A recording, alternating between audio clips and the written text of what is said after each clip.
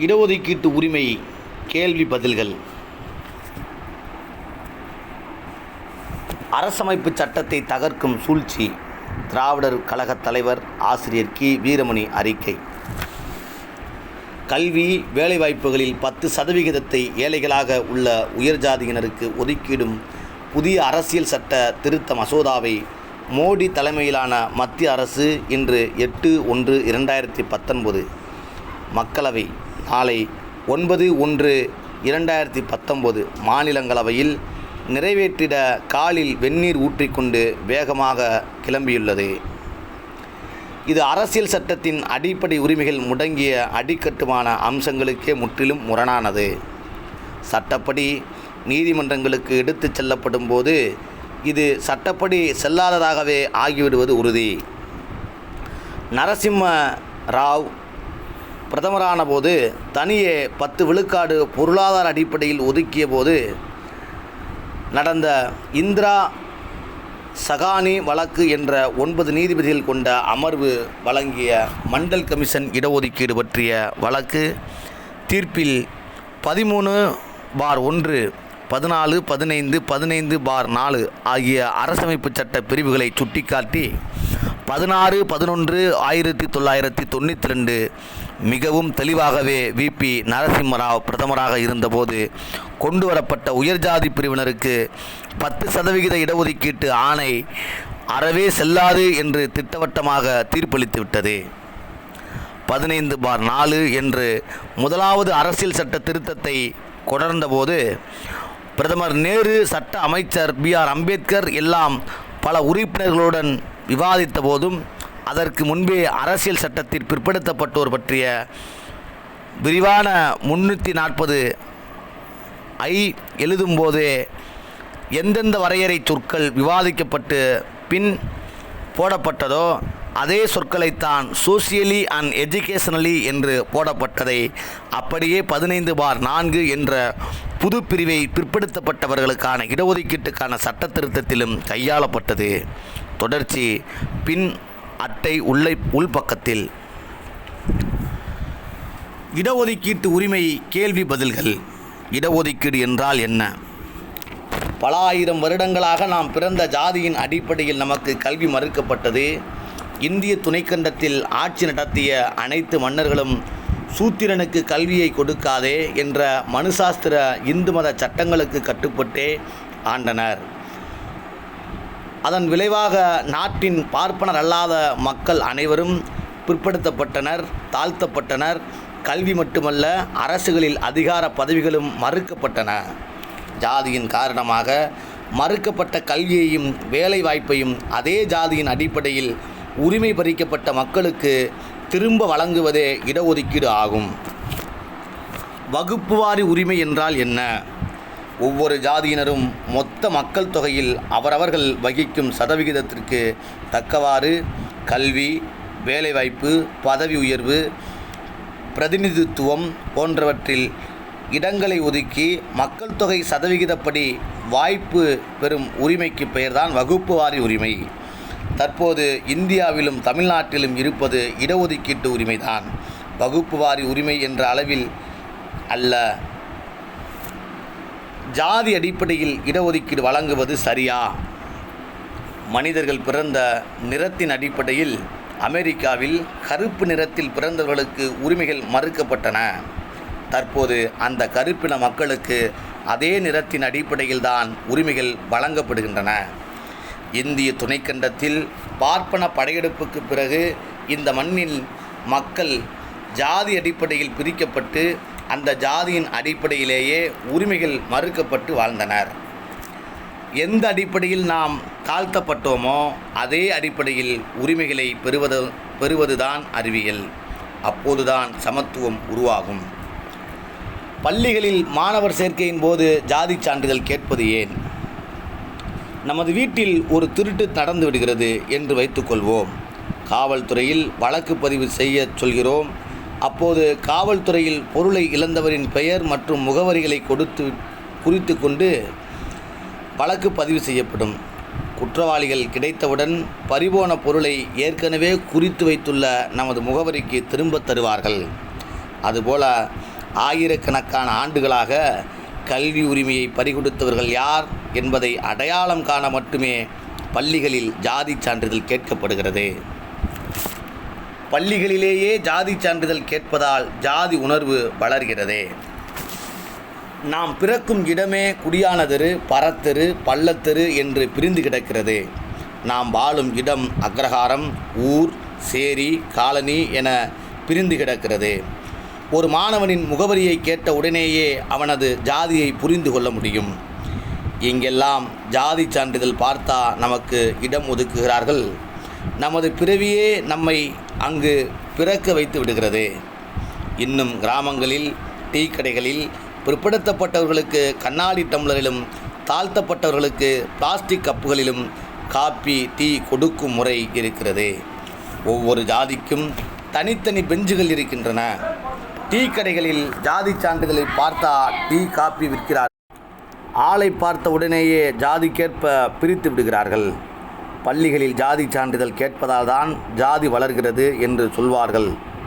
சொல்பவர்கள் அனைவரும் திருமணம் என்று வரும்போது ஜாதக நோட்டை தூக்கி கொண்டு தன் ஜாதி தரகர்களிடமே தான் செல்கிறார்கள்.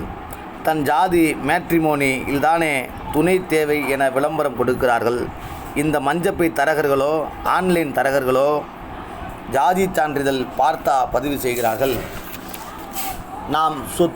நாம் செத்து சுடுகாடு போகும்போதும் சுடுகாட்டில் பிற்படுத்தப்பட்டவர் சுடுகாடு, ஆதி திராவிடர் சுடுகாடு என தனித்தனி சுடுகாடுகள் இன்றும் இருக்கின்றன. சுடுகாடுகளில் ஜாதி சான்றிதழை பார்த்தா நம் பிணத்தை அனுமதிக்கிறார்கள். இப்படி நம் பிறப்பிலிருந்து இறப்பு வரை எல்லா இடங்களிலும் சான்றிதழ் பார்க்காமலேயே கேட்காமலேயே ஜாதி இழிவு நம் மீது திணிக்கப்படுகிறது. ஒருவேளை பள்ளிகளில் ஜாதி சான்றிதழ் கேட்கும் முறை வராமல் இருந்திருந்தாலும் கூட மேற்கண்ட ஜாதி தீண்டாமை கொடுமைகள் இப்படியே தானே இருந்திருக்கும். பள்ளிகளே உருவாகாத காலத்திலும் ஜாதி. பள்ளிகளில் ஜாதி சான்றிதழ் கேட்கும் வழக்கம் அதிகபட்சம் கடந்த 100 ஆண்டுகளுக்குள் வந்த நடைமுறையாகும். நீதி கட்சி, சுயமரியாதை இயக்கம் போன்ற பல அமைப்புகள் இடஒதுக்கீடு உரிமைக்காக போராடியதன் விளைவாகத்தான் இடஒதுக்கீடு கிடைத்தது. அதற்காகத்தான் ஜாதி சான்றிதழும் கேட்கப்படுகிறது. ஆனால் ஜாதி என்பது கிபி 1ஆம் நூற்றாண்டிலிருந்து கடுமையாக நடைமுறைப்படுத்தப்படுகிறது. 2000 வருடங்களாக நமக்கு பள்ளிகளே இல்லை, கல்லூரிகளே இல்லை. ஆங்கிலேயர் ஆட்சிக்கு பிறகுதான் நமக்கு கல்வி நிலையங்களே உருவாகின. அப்படியானால் கடந்த 2000 ஆண்டுகளாக இந்த ஜாதியை வளர்த்தவை எவை? பள்ளிகளே இல்லாத மன்னர்கள் காலத்திலும் ஜாதி எப்படி வளர்ந்தது என்பதை நாம் யோசித்து விடக்கூடாது என்பதற்காகவே பள்ளிகளில் ஜாதி சான்றிதழ் கேட்பவை மட்டும் பார்ப்பன ஊடகங்களும் வரலாற்று அறிவில்லாத நமது ஊடகங்களும் முக்கிய பிரச்சனையாக காட்டுகின்றன. ஆவணி அவிட்டம் கிராம திருவிழா குரு பூஜைகளை தடை செய். பார்ப்பன இனத்தில் பார்ப்பன சிறுவர்களுக்கு அவர்களது 8வது வயதில் உபநயனம் என்ற சடங்கை நடத்துகிறார்கள். அதுவரை வெறும் முதுகோடு இருந்த சிறுவன் அன்றைய நாளில் பூணூல் அணிந்து பிராமணனாக 2வது பிறவி எடுக்கிறான். அப்படி பிராமணனாக மாறியதன் அடையாளமாகத்தான் பூணூல் அணிவிக்கப்படுகிறது. ஆவணி மாத அவிட்ட நட்சத்திரத்தில் வரும் இந்த நாளுக்கு ஆவணி அவிட்டம் என்ற பெயரில் அரசு விடுமுறையே விடப்பட்டது. அப்படி வெளிப்படையாக தன்னை பார்ப்பான் என்று அறிவித்துக் கொள்வதற்காக ஒரு விழாவே நடத்துவது தவறு என எந்த பார்ப்பானும் இதுவரை சொல்லவில்லை, எந்த தமிழனும் சொல்வதில்லை. இப்படி பூணூல் அணிவதே தான் இன்ன ஜாதி என வெளிப்படையாக திமிராக அறிவித்துக் கொள்ளும் முறைதான். பள்ளிக்கூடத்தில் ஜாதி கேட்டால் ஜாதி எப்படி சார் ஒழியும் என்று பெரிய ஜாதி ஒழிப்பு போராளிகள் போல வேடம் போடும் சினிமா இயக்குநர்கள், நடிகர்கள், பத்திரிகைகள், தொலைக்காட்சிகள் அடிக்கடி ஒரு ட்ரெண்டாக இப்படி கேட்டுக்கொண்டு இருக்கிறார்கள். அவர்களில் எவரும் நியாயமாக நேர்மையாக ஒரு பார்ப்பானிடமாவது நீங்கள் பூணூல் போட்டுக்கொள்வது ஜாதியை அடையாளப்படுத்தத்தானே, இதனால் ஜாதி வளராதா என கேட்டிருக்கிறார்களா? அப்படி தனது ஜாதியை அடையாளப்படுத்த ஒரு விழாவையே நடத்துகிறார்களே, அந்த ஆவணி அவிட்டத்தை தடை செய்ய வேண்டும் என யாராவது இதுவரை பேசியிருக்கிறார்களா? கிராமத்தில் நடைபெறும் திருவிழாக்களில் பெரும்பாலும் ஜாதி கலவரங்கள் உருவாகின்றன. பசும்பொன் தேவர் குரு பூஜை நடக்கும் அக்டோபர் மாதங்களில் தென் மாவட்டங்களில் கலவரங்களை தடுக்க 144 தடை உத்தரவு பிறப்பிக்கப்படுகிறது. எனவே கிராம திருவிழாக்களையும் முத்துராமலிங்க தேவர் குரு பூஜையையும் தடை செய்ய வேண்டும் என பேசியிருக்கிறார்களா? திருமணங்களில் ஜாதி அடிப்படையில் துணை தேடக்கூடாது, மாற்று ஜாதிகளில் வெவ்வேறு ஜாதிகளில்தான் துணை தேட வேண்டும் என யாராவது பேசியதுண்டா? ஜாதி சான்றிதழ் கேட்பது சமத்துவத்திற்கே. பிறப்பு முதல் இறப்பு வரை ஜாதி அடிப்படையிலான பழக்க வழக்கங்களையும் பண்பாடுகளையும் துளிகூட தவறாமல் பின்பற்றி கொண்டு ஜாதியை நிலை நிறுத்தி கொண்டு இருப்பவர்கள் பள்ளிக்கூடத்தில் மட்டும் ஜாதி கேட்கக்கூடாது என்று பேசுவது அயோக்கியத்தனம் அல்லது முட்டாள்தனம். பள்ளிகளில் ஜாதி சான்றிதழ் கேட்காவிட்டாலும் ஜாதி இருக்கத்தான் செய்யும். முக்கியமாக மேற்கண்ட ஜாதி கொடுமைகள் ஒழிந்து சமத்துவ சமுதாயம் உருவாவதற்காக தான் பள்ளிகளில் ஜாதி சான்றிதழ் கேட்கப்படுகிறது. உரிமையை பறிகொடுத்தவர்கள் யார் என்பதை அடையாளம் காணவே பள்ளிகளில் ஜாதி சான்றிதழ் கேட்கப்படுகிறது. இதனால் ஜாதி வளராது, சமத்துவமே வளரும். இடஒதுக்கீட்டால் தகுதி திறமை பாழாகிறதா? தேர்வுகளில் தோல்வியுற்றவர்களுக்கு நாம் இடஒதுக்கீடு வழங்குவதில்லை. பிறகு எப்படி தகுதி திறமை பாழாகும்? ஒவ்வொரு ஆண்டும் தமிழ்நாட்டில் உள்ள மருத்துவக் கல்லூரி மாணவர்களை தேர்ந்தெடுப்பதற்கு கட் ஆஃப் மதிப்பெண் அறிவிக்கப்படும். அந்த மதிப்பெண்ணின் அடிப்படையில்தான் மருத்துவம் படிப்பதற்கு மாணவர்கள் தேர்ந்தெடுக்கப்படுகிறார்கள். 2012 மருத்துவ மாணவர் அனுமதிக்குரிய கட் ஆஃப் சென்னை மருத்துவக் கல்லூரி, ஸ்டான்லி மருத்துவக் கல்லூரி, கீழ்ப்பாக்கம் மருத்துவக் கல்லூரி. OC, BC, BCM, MBC, SC, SCA, ST. OC பிரிவினரில் 200.2% பொது போட்டியில் வரும் மாணவர்களுக்கு உரிய தகுதி மதிப்பெண்ணுக்கும் ஜாதி அடிப்படையிலான இடஒதுக்கீட்டு பிரிவு மாணவர்களுக்கு உரிய மதிப்பெண்ணுக்கும் வெறும் 0.25 அல்லது 0.50 என்ற அளவில்தான் வேறுபாடுகள் உள்ளன. இந்த 0.25 மதிப்பெண்ணில் எந்த தகுதியும் குறைந்துவிடாது என்பது அறிவுள்ளவர்களுக்கு புரியும். ஆனால் அண்ணா பல்கலைக்கழகத்தின் பொறியியல் மாணவர் அனுமதியிலும் இதே நிலைதான். நாம் ஏதோ தகுதியில்லாதவர்களுக்கு வெறும் ஜாதியை மட்டுமே அடிப்படையாக கொண்டு இடஒதுக்கீடு கேட்கிறோம் என்பது போன்ற ஒரு தோற்றத்தை பார்ப்பனர்களும் பார்ப்பன அடிமைகளும் உருவாக்கியுள்ளனர். அமெரிக்காவின் மிச்சிகன் பல்கலைக்கழகமும் புதுடில்லி பல்கலைக்கழகமும் இணைந்து ஆஸ்வின் டெஸ்பாண்டே, தாமஸ் இ வீஸ்காப் ஆகியோர் தலைமையில் இந்தியாவின் மிகப்பெரிய பொதுத்துறை நிறுவனமான இந்தியன் ரயில்வேயில் அதன் உற்பத்தி, தரம், செயல்திறன் ஆகியவை குறித்து ஆய்வு நடத்தியது. 1980ஆம் ஆண்டு முதல் 2002ஆம்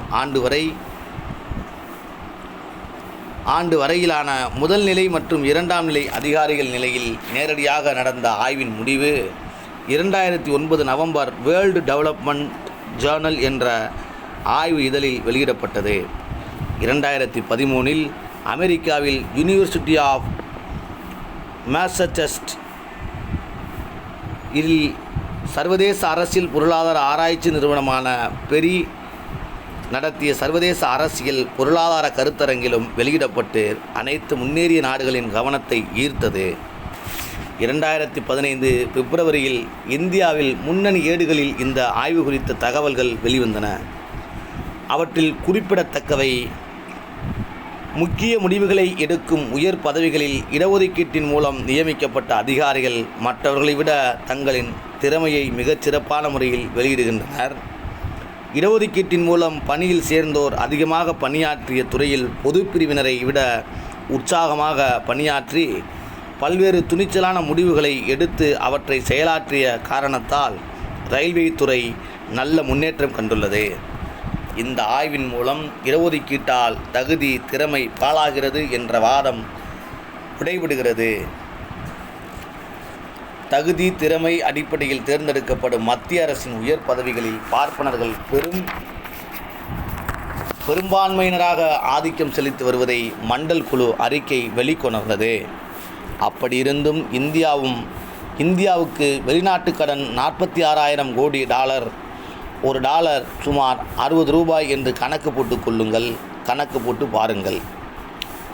இப்படி திவாலாகும் நிலைக்கு கொண்டு சென்றதுதான் பார்ப்பனர்களின் தகுதி திறமை. இவர்கள்தான் இடஒதுக்கீட்டில் தகுதி திறமை பற்றி பேசுகிறார்கள்.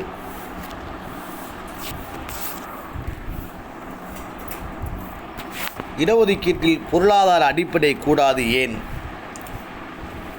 முதலில் இந்த சமுதாயத்தில் கல்வியில் எந்த அளவுகோலின் அடிப்படையில் உரிமை மறுக்கப்பட்டது என்பதை ஆராய வேண்டும். சூத்திரனுக்கு எதை கொடுத்தாலும் கல்வியை கொடுக்காது என்ற அயோக்கியத்தனமான மனுதர்மப்படி ஆண்ட சேர, சோழ, பாண்டியர் உள்ளிட்ட அரசாட்சிகள் பார்ப்பனர் அல்லாத அனைத்து மக்களுக்கும் கல்வியை ஜாதி என்ற அளவுகோலின் அடிப்படையில் மறுத்தன. என்றும் பார்ப்பனர் அல்லாத சமுதாய மக்களில் முதல் தலைமுறை, 2ஆம் தலைமுறை, 3ஆம் தலைமுறை என்ற அளவில் படிப்பவர்களே பெரும் அளவில் உள்ளனர். தற்குறி என்ற பேச்சுக்கே இடமில்லை. இடமில்லாமல் அனைவரும் படித்தவர்களாக இருக்கும் ஒரே இனம் பார்ப்பனர்களே. பொதுவாக உலகில் எந்த ஒரு சமுதாயத்திலும் கல்வி என்பது பணக்காரர்களின் ஆதிக்கத்தில் இருக்கும். கல்விக் கொள்கையை தீர்மானிக்கும் அமைப்புகளிலும் அரசு மற்றும் தனியார் நிறுவன உயர் பதவிகளிலும் பணக்கார குடும்பங்களின் ஆதிக்கத்தில் இருக்கும். ஆனால் இந்தியாவில் மட்டும் இப்பதவிகள் பணக்கார குடும்பங்களின் ஆதிக்கத்தில் இல்லாமல் பார்ப்பன குடும்பங்களின் ஆதிக்கத்தில் இருப்பதை மண்டல் குழு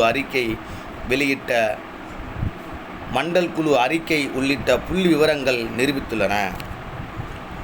ஒரே வேலை பார்த்து ஒரே சம்பளம் பெறும் பார்ப்பனர் ஒருவரின் குடும்பத்தையும் பார்ப்பனர் அல்லாதர் ஒருவரின் குடும்பத்தையும் இன்று ஒப்பிட்டால் பின்வரும் வேறுபாடுகள் இருப்பது தெளிவாகும். 1.